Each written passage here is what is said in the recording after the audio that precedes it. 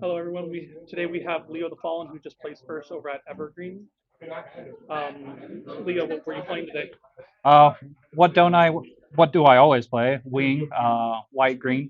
So Boo. shut up. I've been playing it since day one. Excellent. Refining, refining, refining. Cool, cool. Let's see what you've got. Right on. So I like to kind of bust out into my blockers first.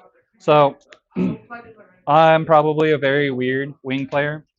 I do run Striker Rogue, however you want to pronunciate this. I like this over white base. I've seen white bases. I've seen people not run it. That's fine. It's a free unit, and it's a one resource to unrest any blocker. So that means I can use my Zawart, my Rick Diaz, my Lithfrith, my Launcher, or my L Strike as a unit to body somebody. And if they don't respond with an action or a blocker that kills it, I can spend one resource and get it back. Very interesting. Did it come into play today? No, honestly, I was kind of sad. I normally get to see it every tournament, and did not see it today. But the one ofs. Um, I've been debating this actually back and forth with you, Yenmorn. I went ahead and actually put in two Zawarts. I dropped my Rick Diaz down to 3 and my Frith down to 3. Um, Zawart was either a toss away for my overflowing or just a target for a fatal strike or for them to get it off. So when I'm stuck going turn for one, at least I have something to go on turn two and not have to waste that EX resource if I don't have to. Understandable. But then the Rick Diaz and Lefrith speak for themselves. You can pair Kira with either Rick Diaz or Lefrith, making him a pretty scary offsetter, especially if you have Strike Rogue on field. You get the -2 AP and the reset. So I have switched from Launcher Strike to, or I'm sorry, from Sword Strike to Launcher Strike. Um, I miss and I love Sword Strike. That link requirement it hurts. It really does. I love being able to send cards back to hand. It's great to -2 and send back, but not having something to actually do something with is a struggle. Yeah. But again, slapping it on Kira makes him a 5/5, and he becomes a problem too. And then your traditional 4L strike. I've seen people dropping it to 3. I like board control, so blocking and minusing. So about how many blockers do you have right there? Oh, that is a good question. 1, 2, 3, 4, 5, 6, 7, 8, 9, 10, 11, 12, 13, 14, 14. And then you bump it up by 2 because I do technically run 2 striker pack, which we'll crack into here shortly. So what is that, 16? 16 blockers. Disgusting, but understandable. I just want to see my wing come into play. Some of us just want to be able to play it because we like it, not because it's aggressive. I said understandable. I get you. So next is the offensive, which is my green cards, my wing units. I run the one heavy arms, Gundam heavy arms, which is on deploy, allows you to look at the top of your card and see if it's something you want to keep or yeet to the bottom. Really great for my pilot choice because you can pair it with, you get to link it with anything that's Operation Meteor, which I've recently switched from Death Scythe to Shenlong, unfortunately, because blockers are a problem. So Wu Fei gets paired to it, making it a 5/5. You pair it with Hiro, makes him a 6/6. That's just a disgusting unit to deal with. Been thinking about bumping him to 2. That's still kind of a food for thought. Yeah. Next is what I swapped out my love, my miss, my death size. I switched it out for a 3 Shenlong. The 5/4 is just, it's kind of hard to argue its viability. First strike is cute, and the extra resource to be able to drop a wing on next turn sometimes is really great with Death Scythe, but Breach 4, on attack, you get to blow up a blocker that is level 3 or lower. You really can't argue that. And that's not even being linked or paired to a pilot.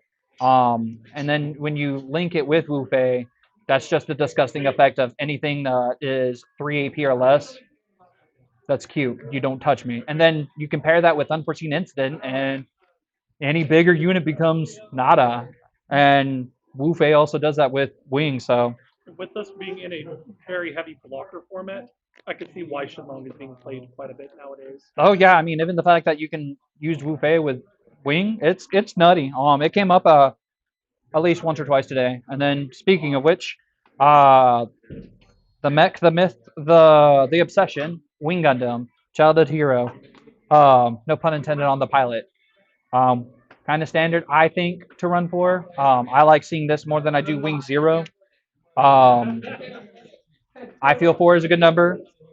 And again, pair it with Wu Fei, and you got a really nasty. I think it's a 6/6 unit, if I recall. Would you consider him like the primary attacker in the deck?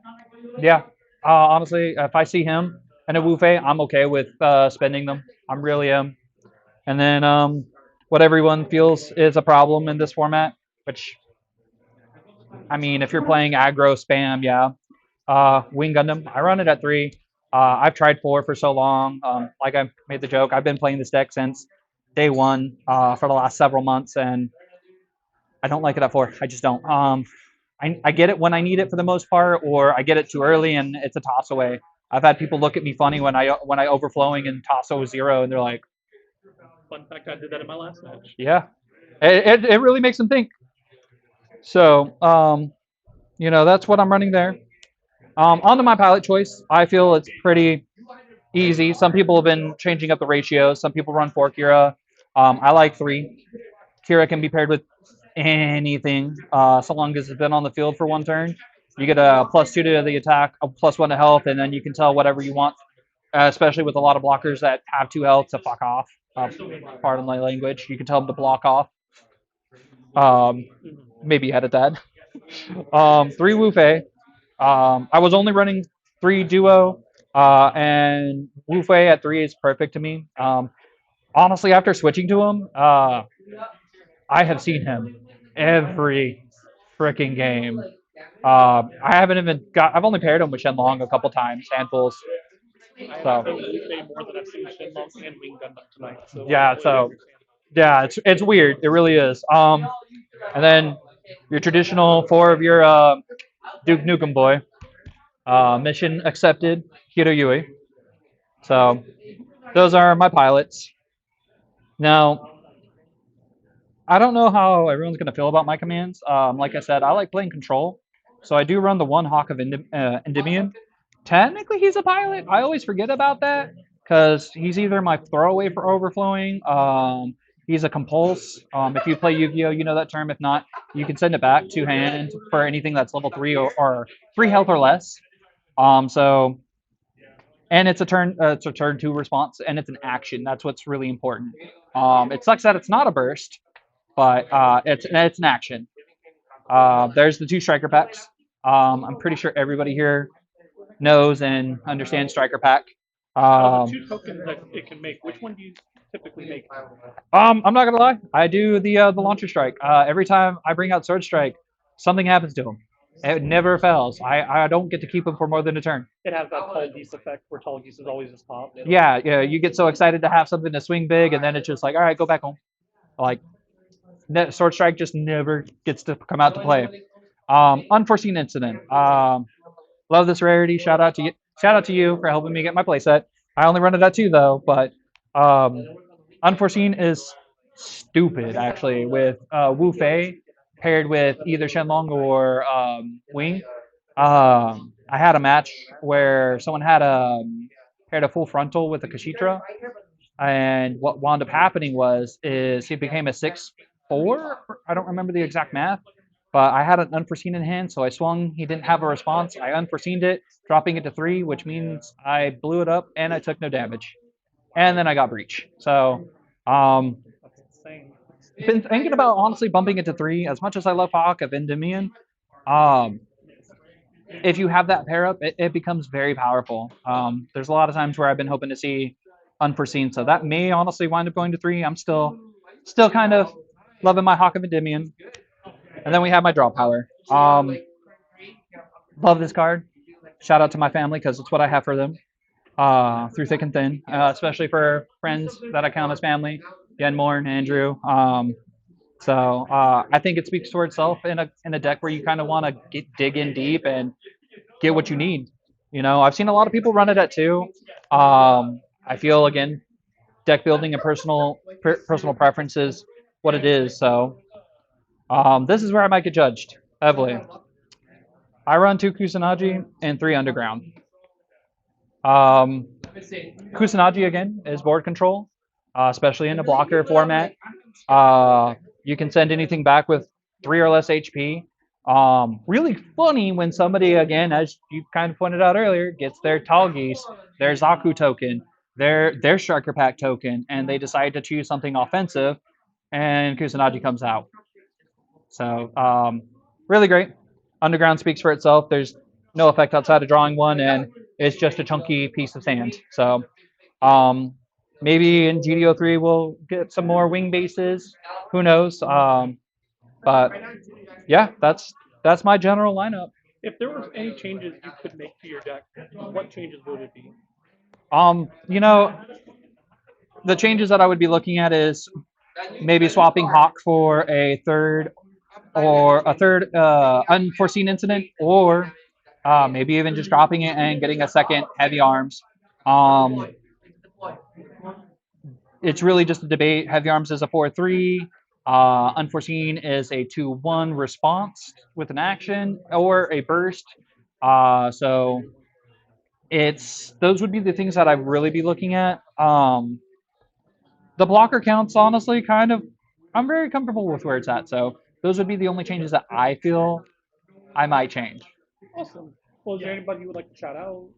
Shout out to Evergreen, letting us play and record. Always great. Shout out to Andrew for helping us kind of get together this community in this channel. I think it is official. We're going to be doing what we talked about if we hit 50.